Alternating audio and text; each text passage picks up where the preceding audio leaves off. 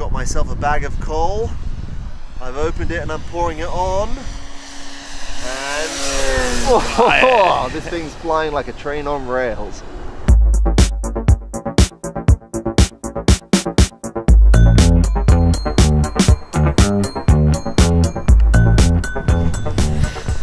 Hello and welcome to Stuart RC. It's been a while and it's very sunny, but it's winter time. Well, approaching winter time. I really can't see a thing. I should have worn my sunglasses. Yes, it has been a while. I've been very busy with work stuff. Part of that work stuff, and something that I like to do on my channel here, is to bring you reviews of models that I've helped develop for my work, but with a more personal point of view. A little bit behind the scenes, if you like, too. This is the recently released H-king Yak-1450mm. Now, I've got the military version here, and now that I've introduced myself, I'm going to flip the screen back over. I've got the military version here, just because I'm a sucker for Warbirds.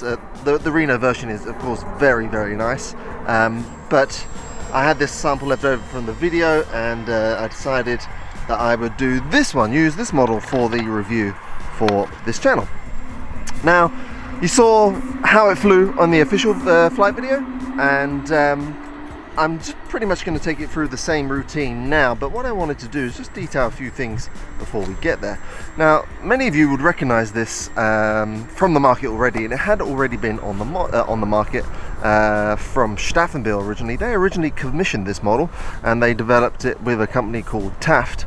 Now, one of the things you get to do under the H-king brand, we've got several brands in my work at Hobbyking, Durafly, Avios and H-king. With H-king, you have the ability to take existing models and just make them that much better.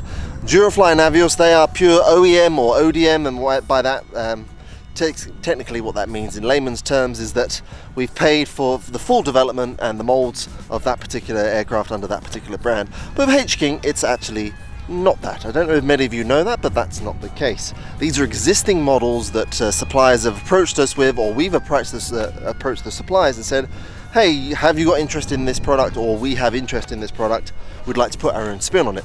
And that's exactly what we did here with the Yak-1450. Now, I've always been a fan of the Yak-1450, from Russia with love, if you like. It's great, and this model itself is an excellent flying model, really, really good. And I actually approached the manufacturer of this one, and I said, look, I've flown it, I like how it flies, but it's got quite a few things I'd like to improve.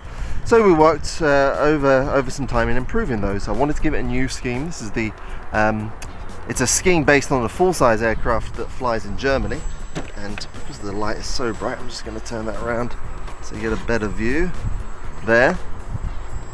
So it's not a scale scheme in terms of historical accuracy, but there is a full-size version of this Yak-1450 flying in Germany right now, and this is the scheme it wears. So in terms of improvements, I wanted to really touch on that a bit more.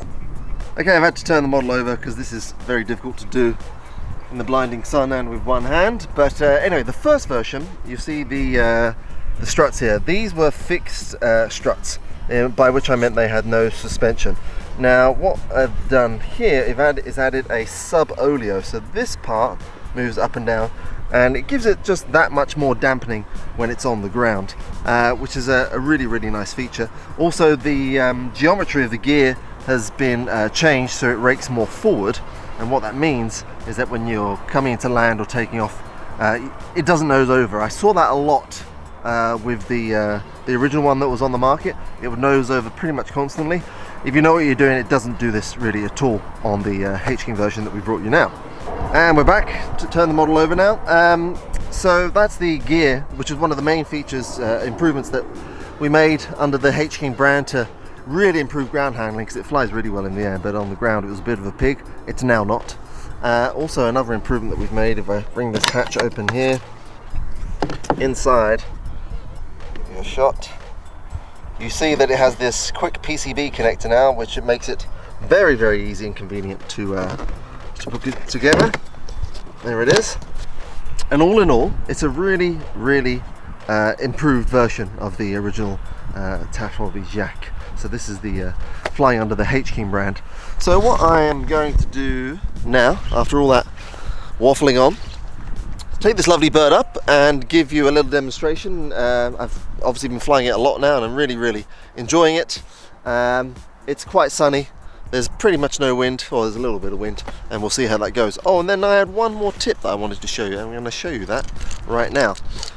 This is a silver marker pen, and this is a foam Warbird. What you get with foam Warbirds is that the foam tends to chip, like you see here. It can scratch away. Now this is a Warbird, so it's a workhorse, and I like to get a silver Sharpie, and I like to run a little bit of silver on the exposed foam and then just brush it over with my finger here. Gives it like a nice worn metal effect. I'm trying to give you an example of where else I've done it. Here you go, you can see here. So I had a little ding there on the leading edge. I got the silver Sharpie, marked that on, and then just very quickly pushed it in the direction of the airflow. And that actually, for me, I think that looks rather cool as a little bit of weathering. So that's a nice little tip if you find that your paint is chipping on these painted foam Warbirds. What I'll do now, I'll just finish weathering up this little bit of paint chip on the wing, and then we'll go out and fly it. So I'll see you in a second. Rolling. Alright, so we're going to do the flight review now. My flight review, my personal take on it. Not very much different from the Hobbyking one, but we'll do it nonetheless. I'd like to start by saying thank you to my good friend Tom behind the camera, makes a welcome return. Hello. Hello, sir. Hello, sir. The sun has now come out. The wind is, I don't know, around 10 miles an hour or so, in a good direction.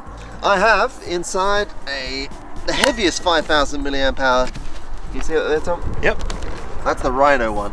Now, I got to admit, even with this pack, I need to add a little bit of lead weight to the nose.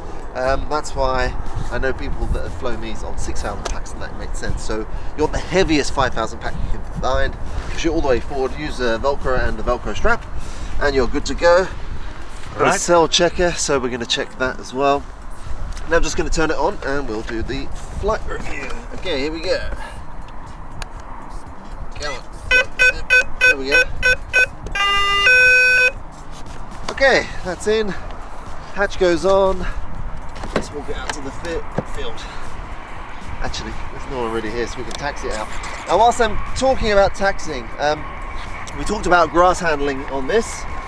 It can have a tendency to nose over if you don't really pay attention what you're doing, but definitely not like in the original version, thanks to those changes that we've made and I've gone through. You basically want to be in high rate on the elevator. That's low, that's high. Hold full up and slowly apply power. That keeps the tail planted firmly on the ground, which means you maintain control.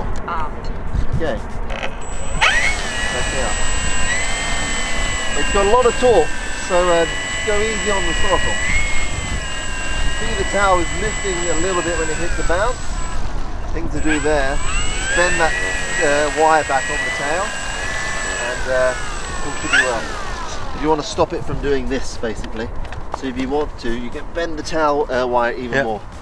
Now I know we've got some bumps here, so I'm actually going to walk it out for the rest of this part. Alright. And get it into wind, just here. Here I go. It's always nice to see Stuart walk like an old man. You saying something about my... Yeah, about your walking, yeah. Thanks. My chicken dad walk. Yeah. Alright. I'm going to save that battery for the flying, not for the stuff on the ground. Alright, I'm into wind. Now I'm into low rates on my radio. I'm going to hold in full up elevator as I start. Same with pretty much all Warbirds, tail draggers. And then as I apply power, I'm going to ease up on the elevator actually. And then it should lift up naturally. You want to get that tail off the ground, and then you might need to give a little bit of back pressure once that tail's flying to get it up into the air. Also watch out for the rotational torque, so you need to hold a little bit of right, even more so with the Reno version, because that's quite that much more powerful. Bit of wind, but we're directly into it. You ready, Tom? Yeah, ready, man. Alright, all my switches are in position. Armed. I'm going to be on mid flaps. This is my mid flap setting. See that there, Tom? Yep, I can see it. That's full, that's mid. Right. Alright. Now, as I said back there, I have weathered this one. You can see a little bit of weathering where there's been some paint chipping, but I also went the extra mile. I'll just lift this up. You see the wheels are silver there, the hubs? I just got that same silver marker pen and made those wheels metal looking. Nice little touch. Okay, ready? Ready. Armed. low rates and everything else. Low rates and everything, mid flat, mid flat, mid flat. Okay, ready? Ready. Taking off. Holding full up elevator. Slowly feeding power, a little bit of right. Ease off the elevator. And away she goes. How's that looking, Tom? Good. Alright. As I walk, I'm going to tell you a story. We had a race down at the club, and we had this version and the Reno version racing in that club race.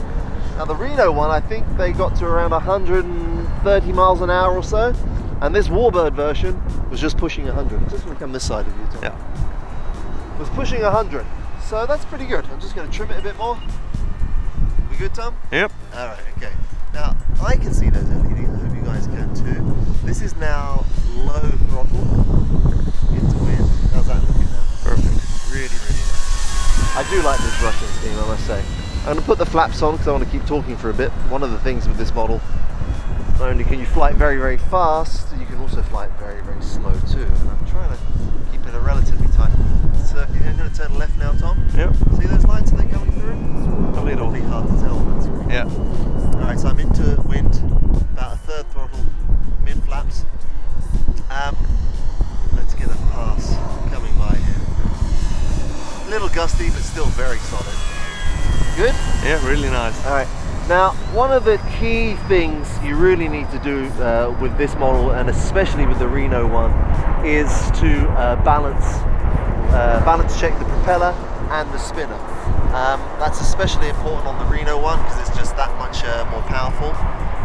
The tolerances could have been better, but out of the box it will need balancing. So keep that in mind, and then you'll be rewarded with a super smooth model. Ready? Full power. Now. Now the Reno one has a real subsonic tip prop thing going on. This one not so much, but still sounds nicely balanced now. Really? Alright, I'm going to do a loop in the middle here. This is full power all the while here. Coming up for a loop, you ready? Ready? Up for a loop. Or was I too close? No. Alright. It's good. Look at the sun glinting on the chrome sticker of the exhaust there. You see that? Yeah. That's pretty much constant. Alright. And yeah, it really, really grooves this thing. It's an unusual model if you're into Warbirds. There isn't much Russian stuff out there. There's not been a version of this model in this scheme at all, and of course all these improvements that we've made to the original TAF design are exclusive to H-king and hobbyking. A little bit of a farmer pass, obviously right there. Nice. That's full power climb out, and I'm going to stall turn it off the top there. You good? No, I lost it. Oh, you lost it. I'll keep it steady. The shoulders are a bit... Get a bit old? Yeah, getting old. Yeah, you and me both. Alright, you got it now? Yeah. Alright, should we try that again? Perfect. Alright, so I'm going to come full power pass and then go straight up into a vertical climb. Do a kind of a stall turn off the top. Pulling up now. Pulling up. Stall turn. Oh, we're still turned over that. Oh, that's an old Almost. plane. What's that? It's like a DC-10 or something. CR900. Okay, I'll remind you guys, we are near Ship Airport. Right, now I'm really going to slow it down, so I'm going to go full flaps, and I'll show you just how much of a pussycat this thing is. We were flying this in the summer, weren't we, Tom? Yeah. Doing low stuff like this, and it was glorious. A little bit windier now. That's full flap around third throttle. I'm going to maintain full flap, use rudder in the turn, because I don't want the wing stalling on me, and I found that at slow speed it's better to turn with rudder. I'm flying in the parameter pretty much of the field, which is just over 100 meters square. Looking good? Looking good. Here I come again. Oh, that is some Russian butter right there. That's really, really nice. Alright, up again. I'm going to roll as I go up, and then I'm going to half, what's it called? Forget that. Anyway, I'm rolling down, full power pass. Little bit of opposite rudder. Now, did you see that? Did you see the canopy on the sun? I think so, yeah. Let's see if I can get that exhaust panel glinting on the sun as I come by there. Oh, a little bit there. Really, really nice. So, what can I say about the Yak-11? If you're looking for a decent sized Warbird, this is 1450mm. and you want something other than a Mustang or a Spitfire or the other stuff that's out there. If you've seen this model before, this Yak-11, and you weren't so pleased, based on the reports of how it didn't handle well on the ground, how it had vibration issues and everything else, all those are pretty much gone. I'm going to do a loop now. Actually, very much gone, because it's gone from a good machine with good potential to a great flying machine with excellent potential. Roll, low rate roll, very nice. And I'm going to get one more fast pass for the camera. I'm going to bring it round here on half throttle. How we look on camera? Good, man. Alright, I'm going to come around and do it again. Fast pass. I've got myself a bag of coal. I've opened it and I'm pouring it on. And oh, this thing's flying like a train on rails. That's nice. It's nice. It's nice. What's his name? Borat? Borat. High rate roll. Pretty good. Let's do a little bit of inverted, Marcel. Let's do a little bit of inverted. Alright, there we go. I need a little bit of down. Still probably a little bit tail heavy. I could probably do with a little bit more weight change there. Distribution of weight change. See that? Yep. So it's holding down pretty nicely. There we go, coming around again. Ease off the throttle. Bit more power, bit more power. It's a nice gentle inverted power. How's that? Perfect. Right. I'm really glad that I went with the this scheme as well, because it's got that nice blue, white and red spinner, which is reminiscent of the French that flew for the Russians in World War II. That's what that remembers. This is low again, slow. Put the flaps on again. This is what I like about it. It's not just the Warbird. You can super slow it down. We can do another slow pass if that's okay, Tom? Yeah, it's okay. See if I can get a real cool. Oh yeah, look at that! Super, super nice, even with a bit of wind. And I think it's about now that I bring it round and I do a landing. We talked about that before. We've said that the ground handling has been a problem. People are nosing over. I'll show you what you need to do. And of course, with the changes that have been made on this version, you can avoid that completely. So I'm at mid flaps now. I'm on a slightly nose down approach. And as I come in, I tell you what I'm doing. I'm feeding in a bit of power now. You want to keep some speed. And then as soon as you get down, flare, flare, and then flare, full up elevator. Then immediately go into high rates on the elevator. That point, you get that maximum authority just to really pin that tail down. And as you saw, it didn't nose over at all. So brilliant. Taxi it back for you guys. There are some bumps here. This is grass in the middle of winter. It's been raining, it's boggy. Got those little sub-oleos on the wheels. You probably might be able to see those working. They do absolutely help. And the change in geometry of the gear, that worked out well. You wouldn't have been able to have seen this before in the previous version, so I'm very happy with that. Disarmed. I got the cell checker. We'll go around here. I've got 2 minutes left on my timer. There's my pack. Can you see that there, Tom? I'll zoom in. 14% left. Yes. All right. That's a good flight time. So you're pushing a good 6 minutes or so with that. So I know this is my own channel, and I know this is a work model. So take this review as you like. I like to think I'm not being particularly biased at all, but it is a very good flying model. Very happy with the changes that I've made to make it an even better airframe. It's available with these changes exclusively at my workplace, which is hobbyking.com. There is the Reno version as well, but this is the Warbird version. Thanks again to Tom. You're welcome. And maybe, if I feel like it, we'll see a video for one of my personal models, which is a pup. I've got a quarter scale pup. It's over there right now. It's rather cold now. I know Tom needs to go as well, so that video might have to wait for another month. I know the videos are not very fast, busy with work and life and everything else, but I've always said don't expect regular content on this channel because I just can't commit to that. As and when is my philosophy. So thank you very much for watching. Please leave your comments below. I always like to see those. Check out some reviews from some of the other reviewers that hobbyking work with for new releases. They've done some very good work. I'm cold now. Tom's cold too. Yeah. It's time to end this video. Thank you for watching, and I'll see you more for. I'll see you next time for more Stuart Warn RC. Bye bye. Bye. Bye.